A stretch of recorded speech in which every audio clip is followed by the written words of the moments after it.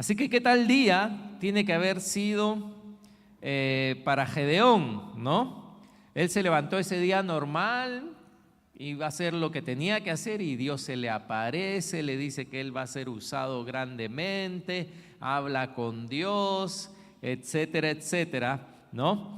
Y su vida cambia para siempre. ¿Cuánto su vida cambió para siempre cuando el Señor se te apareció? Ya no puede ser igual. Amén, gloria a Dios por eso. Él cambia nuestra vida, ya no podemos volver atrás. Y la palabra dice que el que vuelve atrás, su estado es más miserable, ¿no? Dice, mejor le hubiera sido no haber conocido, que habiendo conocido, retroceder y volver atrás, ¿no? Porque ya no puede, no, la vida no es la misma, ¿no? Así que imagínense, ustedes pónganse en el caso de Gedeón, ¿no? Dios se le aparece, es algo bueno cuando Dios dice que quiere liberar a su pueblo, pero el problema viene cuando Dios le dice que quiere hacerlo a través de él, ¿no? Ahí está el problema. ¿Y a cuántos les pasa eso? Que es más fácil darse cuenta de lo que necesita hacerse que conseguir voluntarios para hacerlo. Es como que, ¿cuántos saben qué se necesita hacer? Todos, ¿no? La mayoría. Es fácil ver lo que se necesita hacer, lo que se necesita cambiar. Y Dios dice, bueno, pero estoy buscando voluntarios. Y ahí las cosas cambian, ¿no? Y Jesús lo dijo de esta forma. Jesús lo dijo, la mies es mucha, pero los obreros pocos, ¿no? Como hay una traducción de la Biblia en lenguaje actual que dice, son muchos los que necesitan entrar al reino de Dios, pero son muy pocos los discípulos para anunciarles las buenas noticias, ¿no? Así que es fácil saber lo que hay que hacer, pero es difícil encontrar las personas que quieran hacerlo. Así que poniéndonos en los zapatos de Gedeón, yo me imagino que yo esa noche no hubiera podido dormir, ¿no? Después de que Dios se me ha aparecido y quiere que yo sea el canal por el cual vamos a derrotar a un ejército numeroso, yo estaría, ¿no?, con muchos pensamientos en mi cabeza y con dificultad para dormir. Y quizás mi deseo sería, Dios, dame un tiempo para pensarlo, ¿no? ¿Cuánto a usted le pasa, no? Que Dios te habla y tú dices, Dios, dame un tiempo para meditar, a ver lo que tú dices, ¿no? Y cómo hacerlo. Pero a veces, hermanos, no hay tiempo. A veces no hay tiempo. Y vamos a ver que no hay tiempo porque dice que Dios se le aparece esa misma noche. Se le apareció en la mañana, le dio ya toda esa información que iba a hacer. Y Gedeón está supuestamente en la noche pensando, bueno, algún día será. Y Dios se le aparece la misma noche. Acompáñenme a Jueces 6, versículo 25. Y esto es lo que vamos a estar viendo en esta tarde, esta otra interacción de Dios cuando se le aparece en la noche. Dios se aparece de día, pero también Dios se aparece de noche. Dice el versículo 25, aconteció que ¿cuándo? La misma noche, ¿no? ¿Verdad? A veces nosotros somos medios demorones. ¿Es la verdad o no? Para hacer las cosas, ¿no? Las posponemos. Esperamos que el clima cambie, que la gente cambie, que el dólar suba, que el dólar baje, no sé, según lo que tú quieres, ¿no? Esperamos, no sé, tantas cosas, señales en el cielo, ¿no? No sé, etcétera, etcétera. Pero Dios su obra, hermanos, se acelera. Amén, se acelera. Así que la misma noche, dice, Dios le habla, dice, le dijo Jehová, toma un toro del hato, ¿no? Del rebaño significa eso, de tu padre, el segundo toro de 7 años. Y dice, toma el segundo toro de 7 años y derriba el altar de Baal que tu padre tiene. Repitan eso, derriba el altar de Baal que tu padre tiene. Una vez más, díganlo. Ajá. ¿Se acuerdan, no? El primer relato tuvo que ver con encomendar a Gedeón a hacer todo lo que tenía que hacer, y ahora Dios le dice: derriba el altar de Baal que tu padre tiene y corta también la imagen de Acera que está junto a él, ¿no? Había un altar hecho para el dios Baal, y al costado del altar era un tronco o un árbol con una imagen de una mujer. Esa era la diosa Acera, ¿no? Que estaba, Baal era hombre, se supone, y Acera era mujer, y los altares, el altar y la imagen estaban ahí, ¿no? Junto a él. Versículo 26 dice: y edifica altar a Jehová tu Dios en la cumbre de este peñasco, en lugar conveniente, y tomando el segundo toro, sacrifícalo en holocausto con la madera de la imagen de Acera que habrás cortado. Así que le dice: derriba el altar y la imagen que tu padre tiene. Amén. Y ustedes dirán: ¿a dónde vamos? Ahí vamos. Pongamos primera. Y aquí viene la primera lección de este pasaje. La fe, primero, la fe comienza primero en casa, antes de poder llevarla al campo de batalla. Amén. El problema eran los madianitas y el campo de batalla, y que ellos venían a llevarse las cosechas. Pero la fe primero comienza en casa. El orden primero comienza, ¿dónde? En casa. Porque si no, vamos a hacer,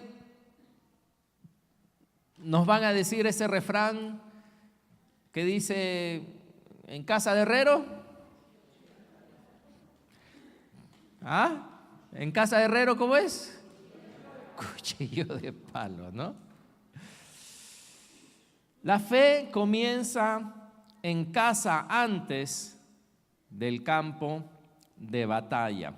Hermano, antes que nuestras victorias, nuestra fe sea contemplada por otros en público y que digan: oh, qué tal fe de esa persona, qué tal fe de esa hermana, qué tal fe de ese hermano, Dios quiere prepararnos en batallas más pequeñas en el hogar.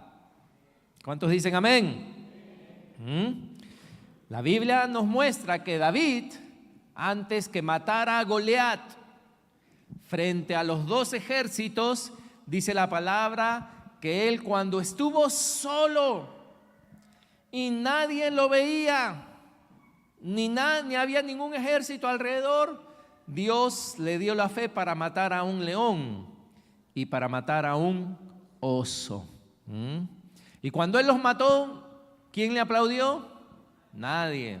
¿Quién escribió acerca de eso? Nadie, porque fue a solas, cuando estuvo solo. Una hermanita escribió esta semana en Facebook esto, y quiero compartírselos porque es va muy con el tema. Dice: una de las cosas que más me emociona es oír a los cristianos decir: quiero servir a Dios. Y una de las cosas más tristes con respecto a eso es que en realidad, más que servir a Dios y a las personas, hay un deseo por ser reconocido. Es tan claro que no necesitamos títulos para servir a Dios. Amén. Pero la mayoría de los cristianos sí los quieren. No es necesario que se creen ministerios para servir, pero muchos demandan que sean creados. ¿Para qué? Para luego salirse y decir: no tengo tiempo, no era lo que pensaba, no me gusta el hermano. Es tan claro y real que primero mi carácter debe ser formado, tratado y purificado. Ser un referente en mi propia casa para poder salir luego a otras. Pero no queremos verlo así. Queremos servir igual. No importa si la casa está en desorden de cualquier sentido, yo quiero ser usado por Dios. ¿Por qué? No hemos entendido la magnitud de lo que Dios llama servicio. Si no tenemos la posición el hacer algo dentro de la iglesia y no tenemos ningún título, sentimos que no estamos haciendo nada, que no somos útiles para el reino, que debo salir a buscar un espacio donde hacer. Es muy cierto, muy cierto. Queremos ser vistos, queremos un título, queremos reconocimiento, queremos un ministerio, queremos esto, queremos lo otro, queremos ganar batallas. Tú dirás, pero pastor, eso usted está juzgando, eso no es cierto, eso no es así. Te lo digo ¿por qué? Porque sin necesidad de eso, la gente entonces debería estar ¿qué? Activada, ¿sí o no? Activada.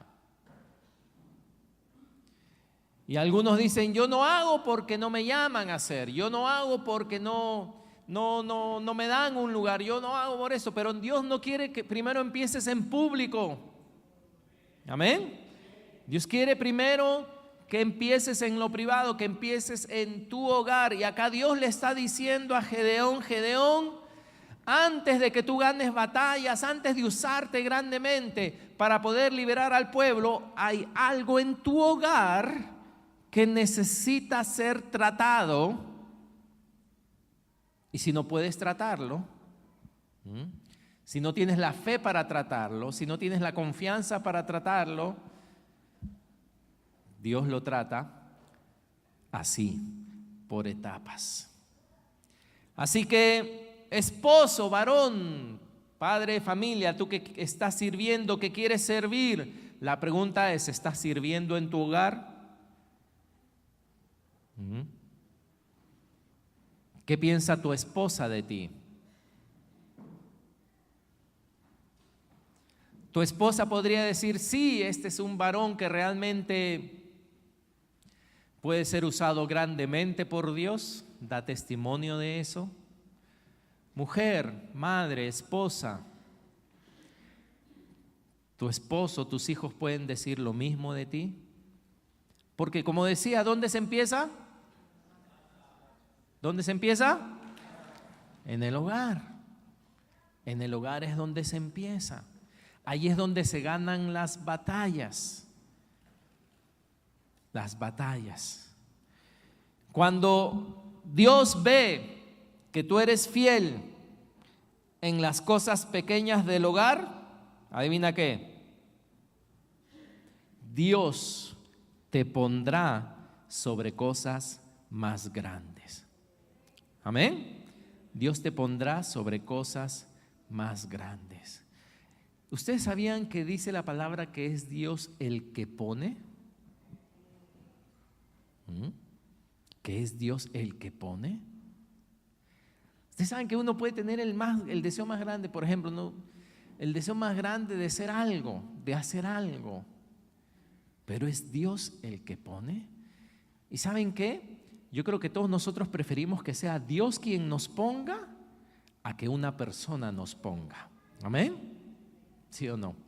Porque si es Dios quien te pone, tiene su respaldo. Pero si es una persona quien te puso, eso no garantiza el respaldo del Señor. ¿Verdad? Si el Señor no te ha puesto, ¿para qué ponerte? Así que, primeramente, lo primero que vemos aquí es que hay algo que Dios le dice a Gedeón y se lo dice, como decía, rápidamente, ¿no? Antes de que vayas a la batalla, antes tu hogar tiene que ser puesto en orden. Y esto quizá no va a ser público. La batalla es pública, hermanos.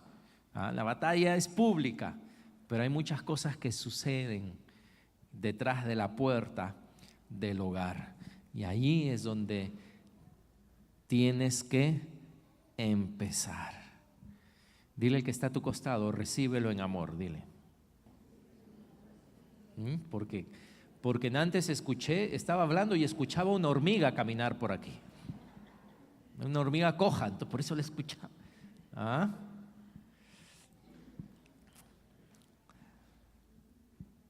La palabra dice que va a llegar un tiempo en estos últimos tiempos donde la gente no va a querer oír la verdad, sino lo único que va a querer oír es cosas lindas.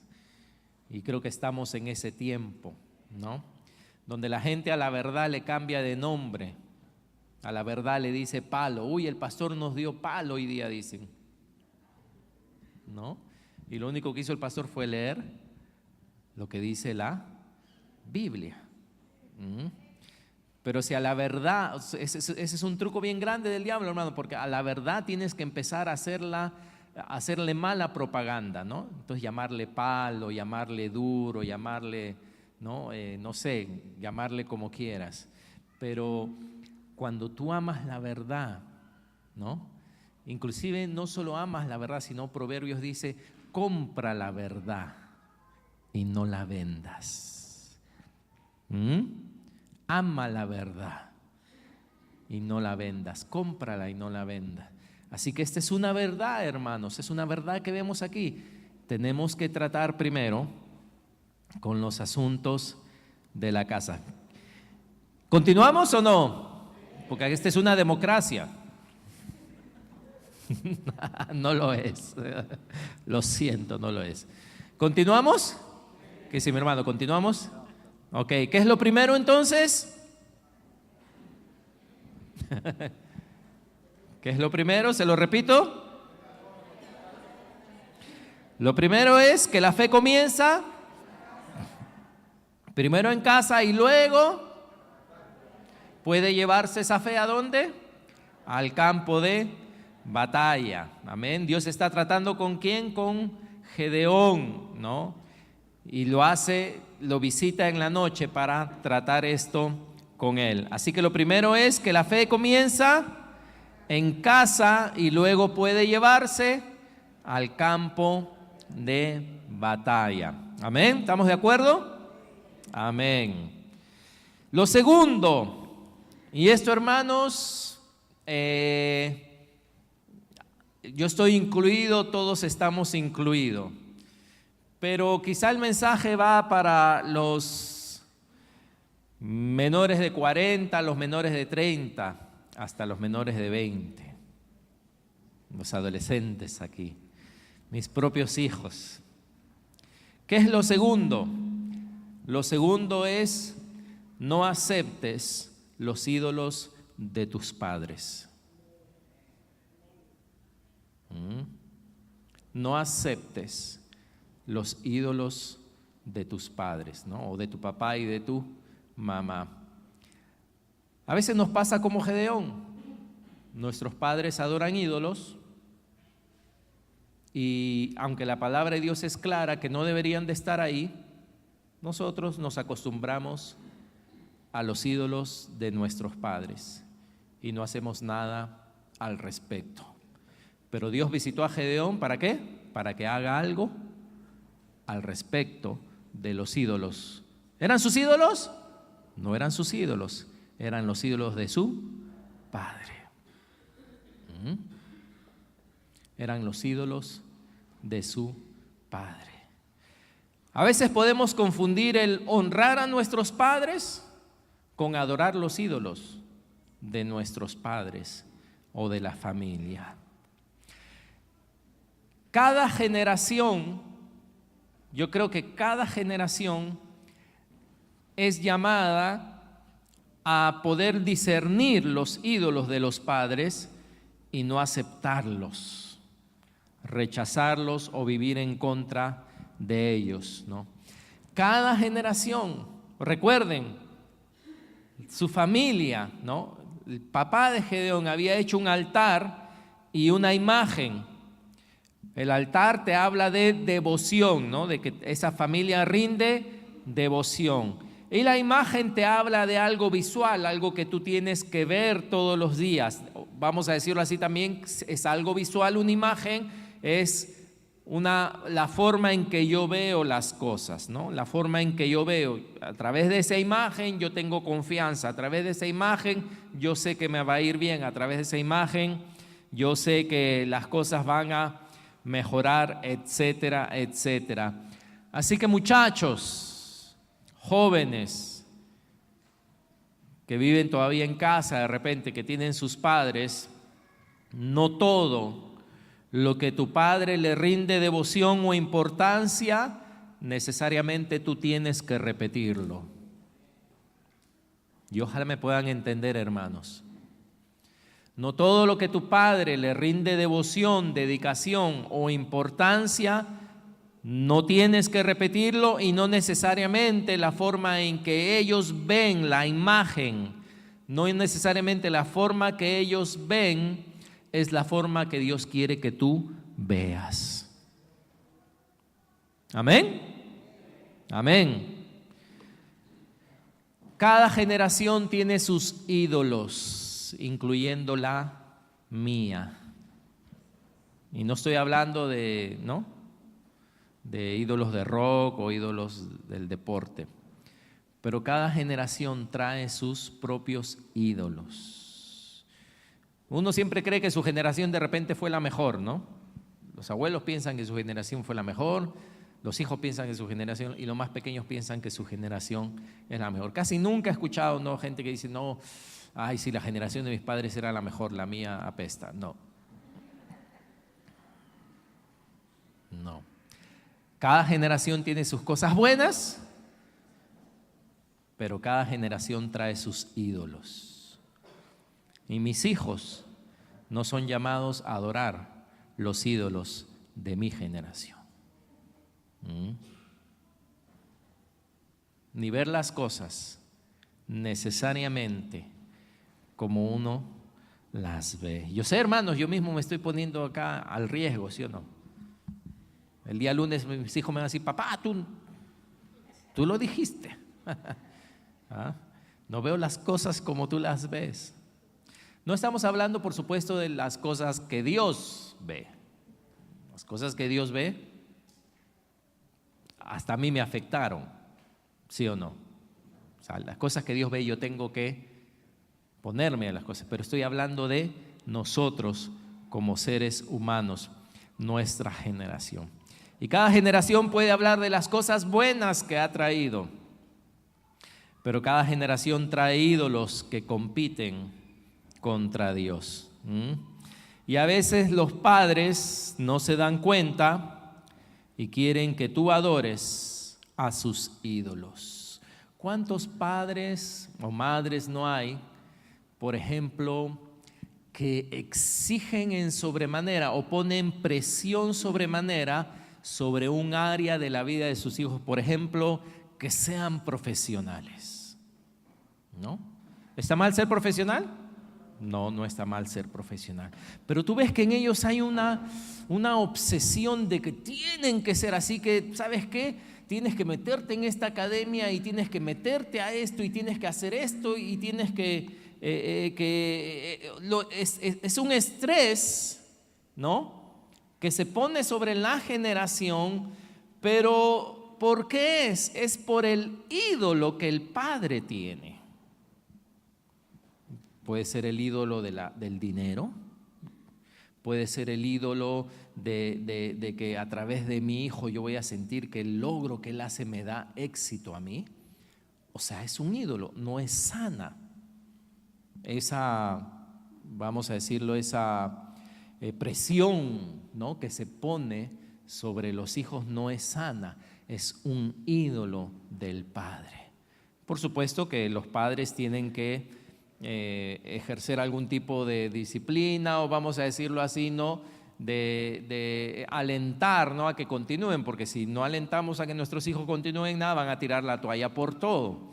Pero no estoy hablando de eso, estoy hablando cuando es a causa de un ídolo, ¿no? Y queremos que nuestros hijos se metan en esto y que hagan deporte y que sobresalgan en esto y que sobresalgan en lo otro, pero no es algo normal como Dios nos manda que sea, sino es por un ídolo que papá tiene.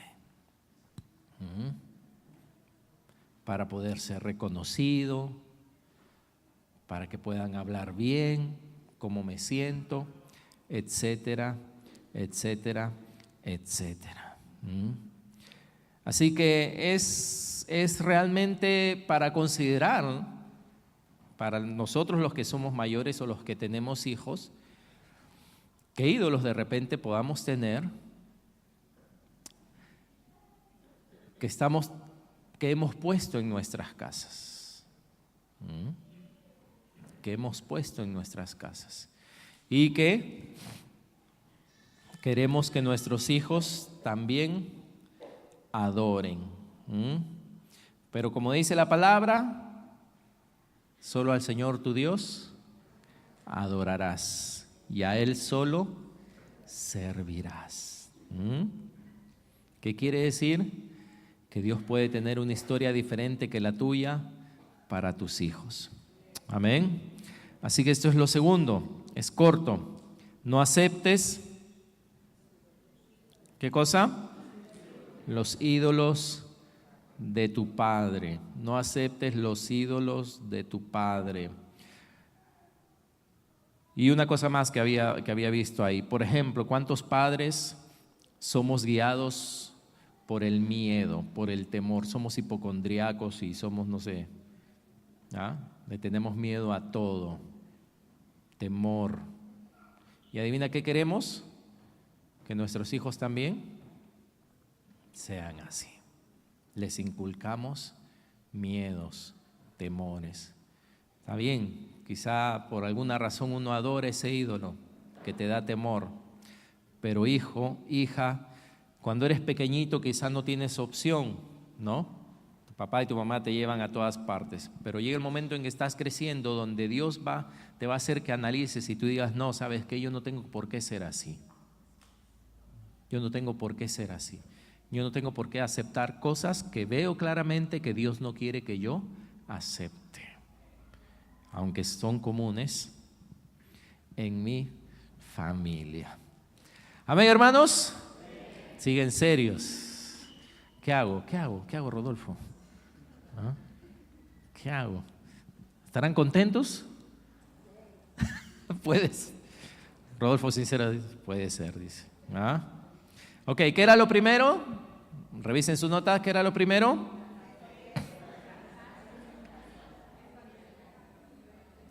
La fe comienza en casa antes de llevarla al campo de batalla.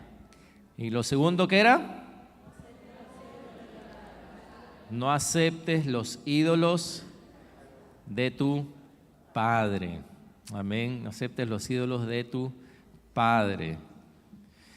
Muy bien. Y hay una cosa más que vamos a ver aquí. Dios le dice, ¿verdad?, que destruya el altar de Baal y la imagen de acera que tu padre tiene, le dice. Versículo 27.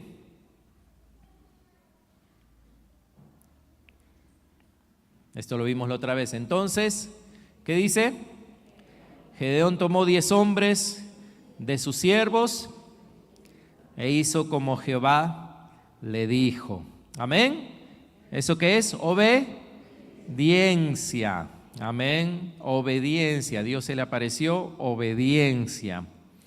Dice, mas temiendo hacerlo de día por la familia de su padre y por los hombres de la ciudad, lo hizo de noche. Amén. Amén, hermanos.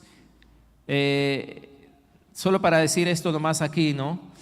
Obediencia no quiere decir falta de miedo, ausencia de temor. ¿Ok? O sea, no quiere decir que cuando tú obedeces estás, vamos a decir así, con una fe que dice, yo estoy obedeciendo y no le temo a nada. Y no. A veces uno tiene que obedecer con miedo. Obedecer con temor. Hay temor, pero puede haber obediencia. Así que no esperes a ser libre del temor. No esperes a que digas, no, pero ¿qué va a pasar? O va a suceder esto. Si yo hago esto, va a suceder esto. Sí, seguramente va a suceder eso. Pero si Dios te ha dicho que lo hagas, ¿qué tienes que hacer? Obedecer, hacerlo. A pesar que hay temor. Amén. Así que, aunque haya temor, obedece. Y así que él dijo, si lo hago de día, ¿qué va a pasar? Todos van a estar viendo y me voy a meter en problemas, voy a causar, ¿no?, una pelea ahí descomunal. Así que mejor lo voy a hacer de noche. Versículo 28, por la mañana, cuando los de la ciudad se levantaron, he aquí que el altar de Baal estaba derribado y cortada la imagen de acera que estaba junto a él. Y el segundo toro había sido ofrecido en holocausto sobre el altar edificado. Y se dijeron unos a otros: ¿quién ha hecho esto? Y buscando e inquiriendo les dijeron: Gedeón, hijo de Joás, lo ha hecho. Entonces los hombres de la ciudad dijeron a Joás: saca a tu hijo, ¿para que qué? Para que muera, porque ha derribado el altar de Baal y ha cortado la imagen de acera que estaba junto a él. Amén. Este es el tercer punto que vamos a ver, hermanos, y lo voy a decir de esta forma. He estado pensando toda la semana, ¿cómo puedo decir esto? ¿Cómo puedo decir esto? ¿No? Y lo voy a decir de esta forma y lo voy a explicar para que me entiendan. Dios, escuchen, Dios no quiere hijos tranquilitos. Dios no quiere hijos tranquilitos. ¿Qué quiere decir esto? Bueno, Jesús lo dijo de esta forma cuando vino a la tierra. Él dijo: desde que Juan el Bautista comenzó a predicar hasta ahora, el reino de Dios sufre violencia. Y él dijo: y los violentos lo arrebatan. Los violentos lo toman por la fuerza. Solo la gente valiente y decidida logra formar parte de él. Violentos, ¿ok? No tranquilitos, sino violentos. Cuando Dios le dice a Gedeón: haz esto, se requería de una persona valiente, con temor, pero tenía que ser valiente, decidida. Habían consecuencias, le podía costar la vida, pero él dijo: igual lo voy a hacer. Amén. Y era en contra de su papá. Era el altar de la familia. Él dijo: si lo hago de día, toda la gente me va a agarrar ahí, así que mejor lo voy a hacer por lo menos de noche, ¿no? Ojalá que nadie me vea. Pero dice la palabra que lo hizo con 10 siervos. Y cuando tú haces algo con 10 personas más, adivina qué va a pasar tarde o temprano. Porque dice que cuando vieron el altar empezaron a inquirir: ¿quién fue? ¿Quién fue? Y por ahí don Chismoso estaba. O uno de los 10 dijo: no sé quién habrá sido, ¿no? Y señaló la casa de Gedeón, ¿no? Así que al final se enteraron que era Gedeón. Y esto es importante, hermanos. Acá vamos a pasar más tiempo, porque cuando tú lees la palabra de Dios, cuando tú lees la Biblia, creo que con muy pocas excepciones, los profetas y los siervos que Dios usó fueron personas aguerridas, fueron personas violentas en el buen sentido. Fueron personas violentas, no fueron personas como, no, tranquilitos, que no hacen nada. Y les voy a explicar, ¿no? Cuando tú ves a Moisés, ¿no? Moisés dice que él tuvo un celo por la injusticia que estaba sucediendo, ¿no? Y en eso él está ahí y ve una pelea, ¿no? Ve a un soldado egipcio que está pegándole a un esclavo judío. ¿Y qué hace? Se queda observando, saca su celular. No había celular, ¿no? Toma foto. ¿Qué hace Moisés? Se mete en la pelea. Déjame decirte, para tú meterte en una pelea ajena, ¿eso lo hace cualquiera? No. ¿Cualquiera que dice? No. ¿Para qué me voy a meter en pleito ajeno? Eso es lo que la mayoría dice ahora. Pero ¿qué hace Moisés? Moisés sale a defender al desvalido, si se puede decir, no a defender al débil, y se le pasa la mano. Se le pasa la mano y ¿qué hace? Mata a un hombre. ¿Cuántos de acá han matado a un hombre? No levanten la mano porque si no, los hermanos después te van a saludar así de lejito. No, no. Pero mata, es una persona violenta, mata a un hombre, ¿no? Y lo entierra, lo esconde. Al día siguiente, por supuesto, él otra vez se pone a defender a dos israelitas y le dicen, ¿qué? ¿Nos vas a matar como mataste al otro? Y ahí es donde se fue, ¿no? Y se fue al desierto. Pero luego tú ves a Moisés también cuando él baja del monte y la gente había hecho su fiesta para Dios, entre comillas, pero era un bailetón, ¿no? Habían hecho su pollada. Y están ahí ellos bailando y una orgía, ¿no? Y Moisés baja y tira las tablas de molesto, ¿no? Y luego trae una sentencia y dice, el que esté por Dios, venga, pase para este lado. Los levitas pasen y les dice ahora a los levitas, agarre cada uno su espada y vamos a matar a esos que han traído desgracia sobre el pueblo de Dios. A matar. Y salieron todos con lanzas, espada y empezaron a matar. Algunos no matan ni una cucaracha. Una araña.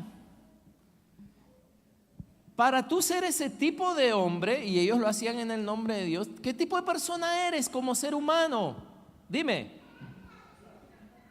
¿Qué tipo de persona eres? Valiente. Eres un tipo de persona decidida. Amén. Decidido, decidida. David, otro gran varón de Dios. David era más bravo que Conan. Los chiquillos no conocen, ¿verdad, a Conan? ¿Tú te acuerdas de él? Schwarzenegger, ¿no?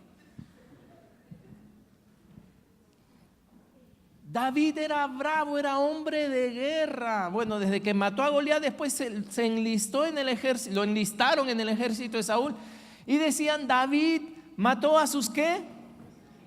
10,000. Bueno, un poco exagerada siempre las mujeres cantando, ¿no? Fueron las mujeres las que cantaban, ¿no? Saúl mató a sus 1,000 y David a sus 10,000, ¿no? Un hombre aguerrido de batalla, de pelea. Cuando lo mata a Goliat, no lo mata con la onda, agarra la espadota de Goliat y le corta la cabeza.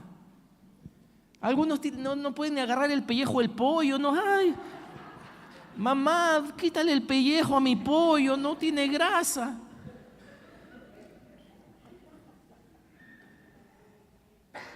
Estoy hablando de hombres por si acaso, ¿ok? ¿No? Ay, ¿qué es eso, mamá? ¿No? Una grasita, la grasita del pollo me tocó. ¿Ah? Sin embargo, son hombres de Dios, amén. Bueno, trajo sus consecuencias. Cuando iban a construir el templo, le dijo, tú no puedes construirme el templo porque eres un hombre violento, de mucha sangre, ¿no? Elías, los profetas de Dios, que no, Elías Urquía, sino Elías el profeta, ¿no? Cuando encuentra a estos falsos profetas de Baal, ¿no? Y les hace ese desafío en el monte, a ver, ¿no? ¿Quién desciende? El que desciende fuego, ¿no? Sea Dios. Cuando pierden los otros, ¿no? Que Baal nunca hizo nada y Dios desciende y fuego. ¿Qué hace Elías? Dice, con los profetas. Los degolló. ¿Y cuántos eran? Eran 450, creo, más, ¿no? 900 en total, entonces, ¿no? Eran 450 de Baal y otro montón. ¿qué tal profeta, no? ¿Qué tipo de persona es ese profeta entonces? Porque ponte a pensar, estamos viendo los personajes de la Biblia que hemos leído tiempo. ¿Qué tipo de persona se requiere? ¿Qué tipo de hombre se requiere para hacer esas cosas?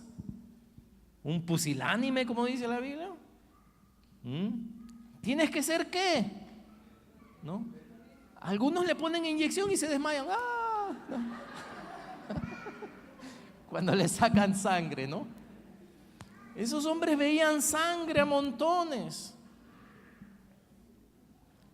Eliseo, el sucesor de Elías, ¿no? Dice que cuando él recibe el manto, ¿no? Dice que le están dando y salieron unos jóvenes que le gritaron: sube calvo, sube calvo. Parece que acá hay algunos, ¿no?, que tienen ese llamado. El llamado de Eliseo. Calvo le decían, no sé por qué le decían calvo, sería calvo, ¿no? Y dice que Eliseo, ¿sabes qué hizo? Eliseo no dijo, ya, no, Eliseo dice que se volteó. La Biblia dice, léanlo todo en sus casas, se volteó y los maldijo en el nombre de Dios. Los maldijo en el nombre de Dios. Y dice que 2 osos salieron del monte y despedazaron a 42 muchachos. De esa mancha que le habían gritado, sube, ten cuidado, ¿quién insultas? No vaya a ser un profeta y ahí te están persiguiendo los perros. Yo digo, Señor, ¿y estos hombres qué tipo de hombres son? ¿O qué tipo de hombres eran los de antes? ¿Son siervos de Dios? ¿Se acuerdan cuando el Señor se transfiguró? ¿Se apareció quién a un lado? Moisés. ¿Y al otro lado? Elías. Eliseo también. Pues bajarle un poquitito, se está acoplando acá, ¿no? Juan el Bautista, el que vino a preparar el camino del Señor. ¿Ustedes creen que era un hombre valiente o un hombre tranquilito? En la calle, en la cara al rey, le dice cuál es su pecado frente a todos. Déjame decirte, para eso tienes que ser valiente. Le costó la vida. Los religiosos venían y también les decían, no, usted generación de víboras, hagan frutos dignos de arrepentimiento. A los más religiosos les decía eso. Eso no lo hace un hombre, a eso me refiero, tranquilito. Porque usted dice, pastor, usted nos ha hablado del Antiguo Testamento y ya estamos bajo la gracia. Algunos estamos bajo la grasa, pero ¿no? Bajo la gracia. Bueno, los discípulos que Jesús escogió, vieron 2 de ellos que cuando no los dejaron entrar en la ciudad dijeron, Señor, ¿quieres que oremos para que fuego descienda del cielo y los consuma en amor? Con todo cariño, ¿no? Por supuesto Jesús les dijo, no, ustedes no saben de qué espíritu son. Yo he venido a salvar, pero me refiero a cómo eran ellos. ¿Cómo eran ellos? Pedro. Ustedes saben, cuando vinieron a atrapar al Señor, ¿no? Vinieron con palos, vinieron con espadas. Y antes de que dejaran al Señor, dice que Pedro sacó su ¿qué? Y fue hacia dónde, ¿no? Del siervo del puro sacerdote. No le iba a hincar la pierna, ¿fue hacia dónde?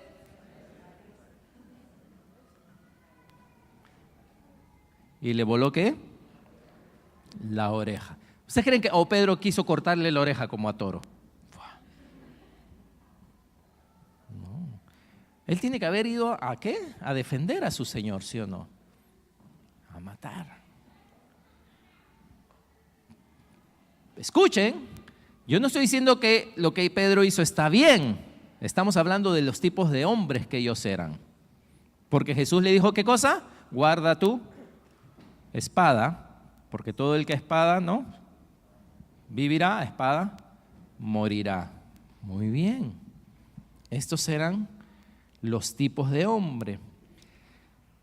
A eso me refiero con que Dios no quiere hijos ¿qué? Tranquilitos. Pero hermanos, vivimos en una sociedad que le ha quitado al hombre su hombría. Le ha quitado al hombre su coraje. Puedo incluir a la mujer también. Le ha quitado la valentía, le ha quitado la rebeldía cuando las cosas no están bien. Gedeón estaba ese altar ahí y ¿qué hizo él al respecto? Nada. Porque ¿contra quién iba a ir si él hacía algo? Contra su padre, contra la ciudad, contra todos.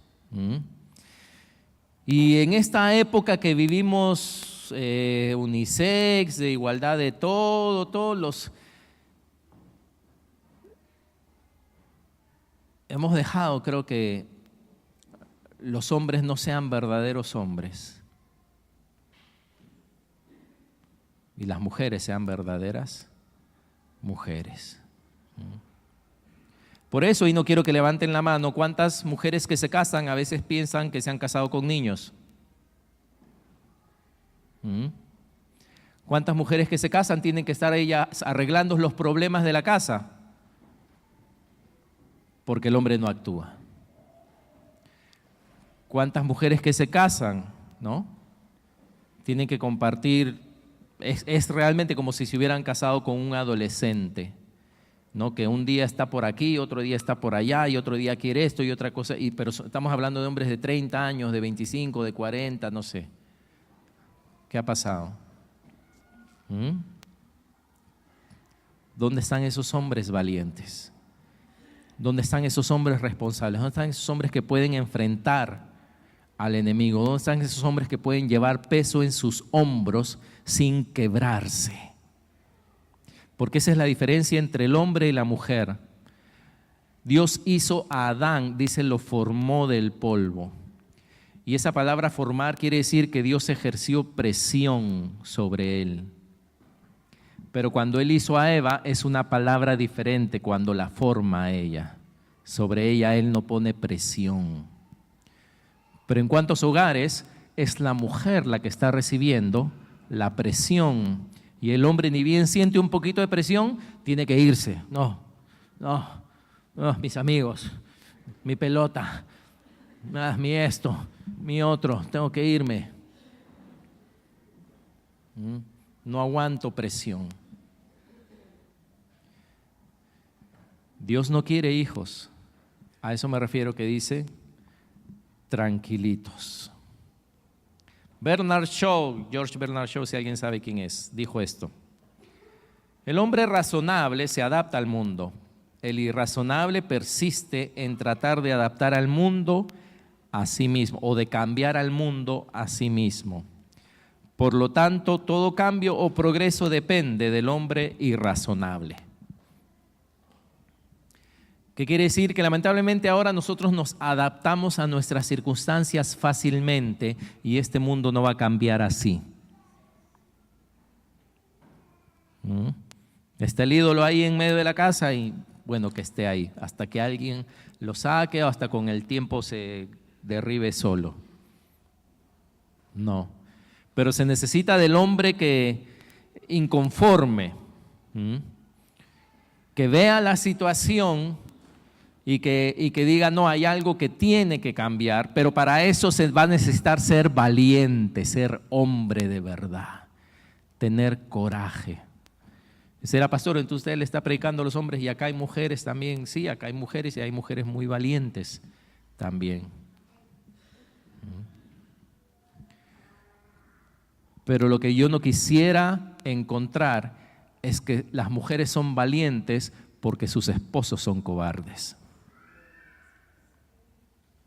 Y ellas tuvieron que ser valientes.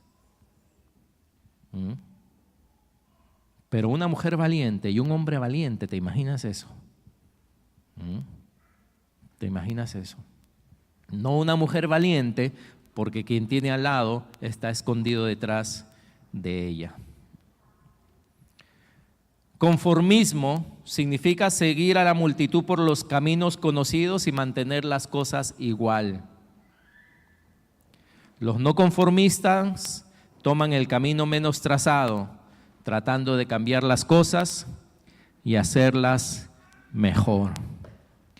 Así que tiene que llegar el momento de no ser conformista, de no quedarnos, no ser pasivos, hermanos, ser valientes, ser aguerridos, ser agresivos. No quizás como los hombres del Antiguo Testamento, porque en el tiempo que vivimos ahora Dios no requiere que luchemos contra países vecinos, que matemos gente, Dios no lo pide, ya no lo requiere de nosotros.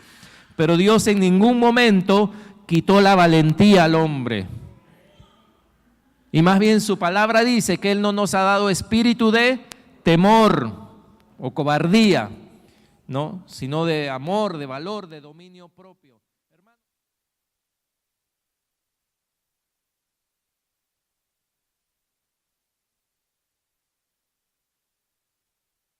fueron valientes.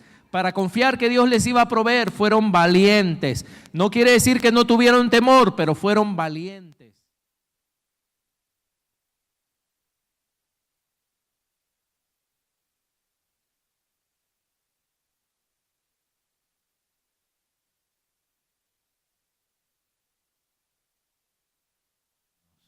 No aguantamos ni una burla por ser cristianos. No aguantamos que nos traten mal por ser cristianos. La fe es la misma, pero los hombres, nosotros hemos cambiado.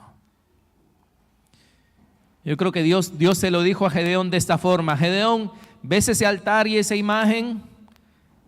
Aunque la has visto todos los días y a causa de eso es que ha venido maldición sobre el pueblo. Yo también la he visto todos los días, pero yo quiero hacer algo al respecto. Y para hacer algo al respecto te necesito a ti.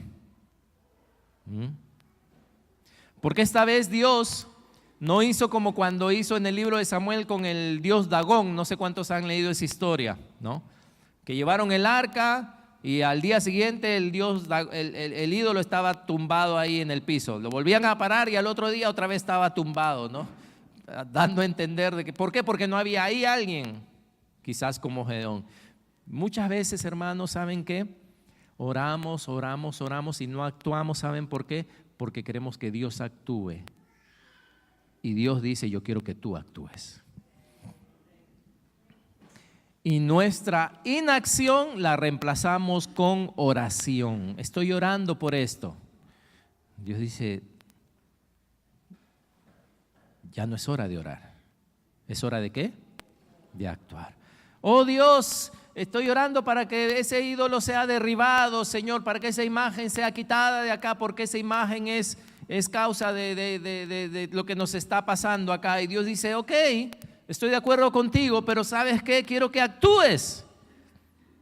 Quiero que hagas algo al respecto. Quiero que te movilices, quiero que seas hombre. Quiero que seas valiente.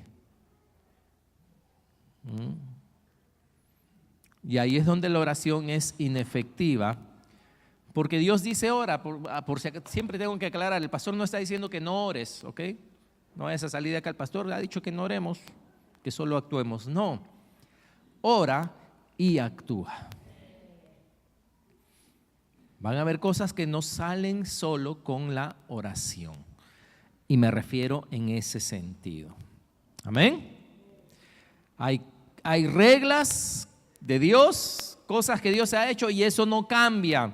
Pero hermanos, hay muchísimas reglas y sistemas creados por el hombre que pueden cambiar, que deben de cambiar.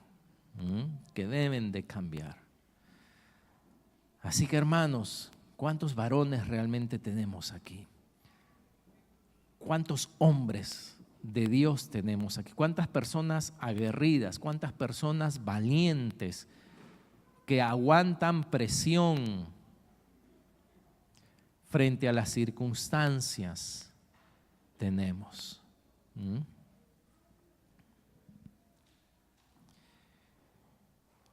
No sé si habrán aquí profesores de colegio, maestros de escuela, pero yo he leído al respecto y he preguntado también, ¿cuál es el prototipo del alumno deseado, del alumno que va a tener el primer puesto en tu salón? ¿Qué tipo de niño es? Que tiene 20 ahí en conducta, 20 en todo. Por si acaso, ¿alguno acá tuvo 20 en conducta? Hasta primaria nomás, ¿no? Ok. ¿Es uno que está al día siempre en qué? ¿No? Para ser el primero del salón tiene que estar siempre al día. Sus cuadernos. ¿Cómo tiene las hojas de sus cuadernos? Las esquinas, ¿se acuerdan las esquinas? ¿No? No, el primero tiene su cuaderno, lo tiene, sus hojas bien, no, las hojas no las tiene dobladas. Es alguien que en la clase está escuchando, está prestando atención y que solo habla ¿cuándo? Cuando levanta la mano para preguntar, ¿no? Tiene que sacar buenas notas en todos los cursos, ¿no? Para poder ser tiene que sacar buena nota en todos los cursos, tanto en los que son de números, como se dice, tanto en los que son como en letras, ¿no? Muy bien, ese niño, tú sabes que ese niño es el que va a ser felicitado todos los años, ese niño es el número uno. ¿Cómo se sienten los papás respecto a ese niño? Contentos, orgullosos, ¿verdad? Un buen niño. Adivina cuántos de esos quisiera tener un maestro en su clase. ¿Quisiera que fueran así cuántos? Todos, ¿verdad? El maestro iría y sería el cielo en la tierra. Muy bien. ¿Cuál es el niño, el alumno que tú no quieres? Que tiene bajas notas. ¿Cuál es? El que para ¿cómo? El que cuando tú estás enseñando, ¿qué está haciendo él? ¿Está qué? Distraído, ¿verdad? Mirando por la ventana. Es hora de dictar y está, ¿no? No trajo su lápiz, no trajo su lapicero.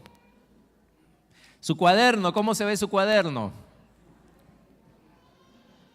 ¿Cómo están las hojas de las esquinas? ¿Se acuerdan algunos, no? Algunos dicen, pastor, ¿qué cuaderno? Tenías que tener cuaderno, hijo mío. No, las hojas todas dobladas. Su presencia, ¿cómo está su presencia? Sus botones.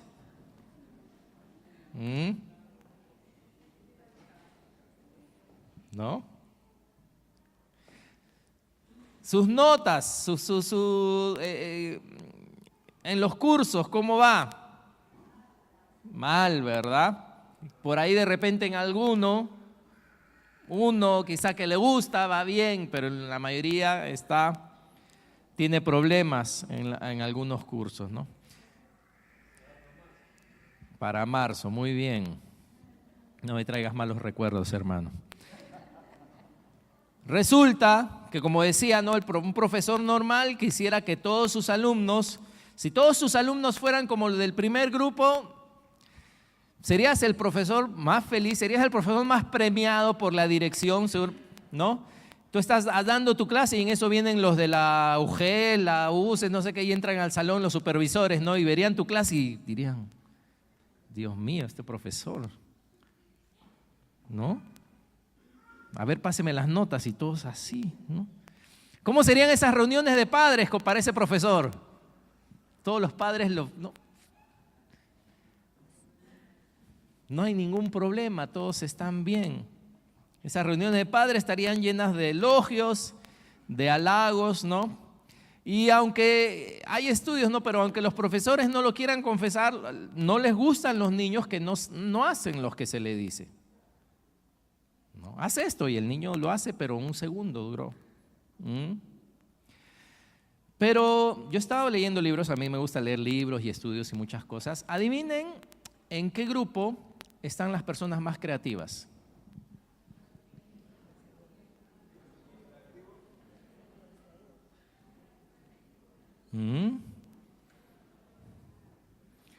Los que ven algo